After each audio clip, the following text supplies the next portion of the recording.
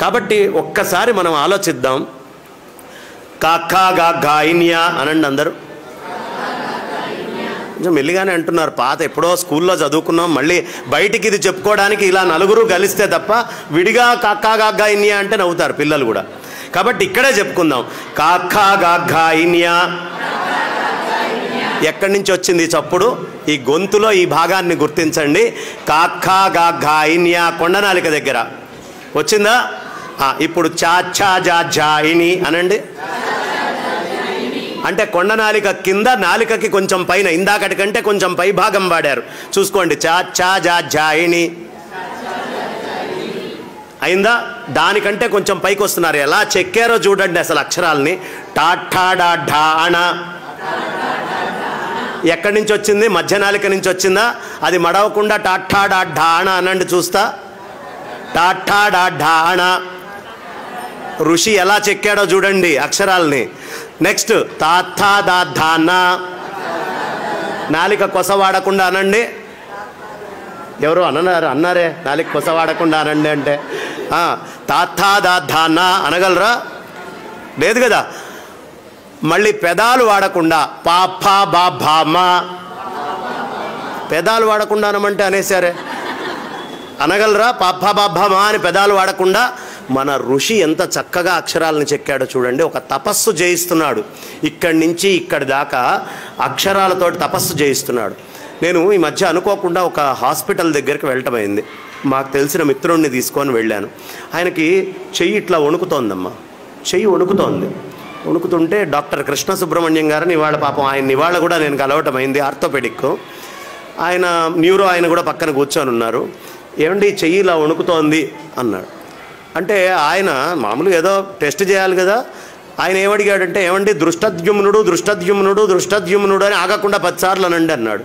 ఈయన డాక్టరా వేదాంతే, మేం చెప్పాల్సిన ప్రవచనం ఏం చెప్తున్నాడు ఏంటి అని అనుమానం వచ్చింది. సరే ఈయన అంటున్నాడు, మాట రావట్లేదు.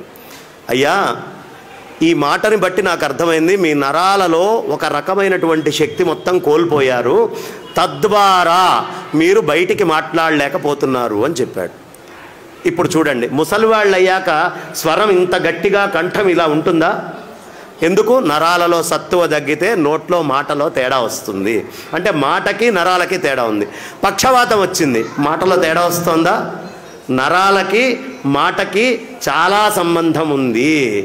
నరాలకి మాటకి చాలా సంబంధం, చాలా దగ్గర సంబంధం ఉంది. ఇది మన ఋషులకి తెలుసు. అందుకనే చిన్న వయస్సు నుంచి మనతోటి రకరకాలైనటువంటి పద్యాలు, శ్లోకాలు, అక్షరాలు. మా తాతయ్య గారి పుస్తకంలో ఉండేది. పషర్లపాటి వాసుదేవయ్య శాస్త్రి గారు చాలా అద్భుతంగా రామాయణము, వాసుదేవ రామాయణం అని రాశారు. ఆయన సంస్కృతాంధ్ర పండితులు అభినవ నన్నయ్య భట్టారక అని ఉభయ భాషా ప్రవీణ. ఆయన భూభృద్భిక్కుధరోద్ధరోత్థిత సురద్విచ్చిచ్చరభ్రాడ్ధను పృథ్వీద్రేడ్ధృతరోషధీడ్కరుచి వాగ్భక్త్రక్షరేడక్షర ఇలా రాసుకుండేవాళ్ళు. ఆ పుస్తకం తీసి చదువుతుంటే అబ్బా ఎంత గొప్పగా ఉంది అని. మళ్ళీ అది నోట్లో తిరగాలి అంటే ఇది సాధన చేసి ఇది చదివేటటువంటి వాడికి అనారోగ్యం తొందరగా రాదట. 1 కిలోమీటర్ ఉరికితే ఎలాంటి శక్తి వస్తుందో మీకు నరాల్లోకి, గట్టి పద్యమో ఒక స్తోత్రమో ఒక నామమో ఆగకుండా చేస్తే అలాంటి శక్తి వస్తుంది. కాబట్టి ఉరుక్కుంటూ వెళ్ళలేరుగా వయసు పెరిగిన తర్వాత. లేదా ఉరకగలిగితే జాగింగ్ చేయగలిగిన వాళ్ళు చేయొచ్చు, వాళ్ళు అక్కర్లా, వాళ్ళు మాట్లాడకుండా ఉంటేనే ఉత్తమం. కానీ జాగింగ్లు ఎక్సర్సైజులు చేయలేని వాడు కొవ్వు కరిగించుకోవడానికి నోట్లో శక్తిని ఎనర్జీని పెంచుకోవాలంటే ఏం చేయాలయ్యా? వాగగ్ని, వాయు అనేటటువంటిది అగ్ని. ఈ అగ్ని ఎప్పుడు వస్తుందండి బయటికి? కొలెస్ట్రాల్ అనేటటువంటిది కరిగితే అప్పుడు అగ్ని నోట్లో నుంచి బయటకు వస్తుంది. కాబట్టి వాక్కు అనేటటువంటి అగ్ని వాయుస్సంధానం ఉపనిషత్తు చెప్తుంది. ఈ విధంగా గనక మీరు స్తోత్రం పిల్లలకి రోజు ఏదో ఒక స్తోత్రం గనక నేర్పిస్తూ చెప్తూ పోతూ ఉంటే చాలా బలిష్ఠులు, బలాఢ్యులు, శక్తివంతులు, బలవంతులు అవుతారు. అది ఆంగ్లంలో చెప్తే వాడు ఎలా చెక్కాడో మనకు తెలియదుగా. మన ఋషి అయితే చాలా అద్భుతంగా చెక్కి దీన్ని పెట్టాడు.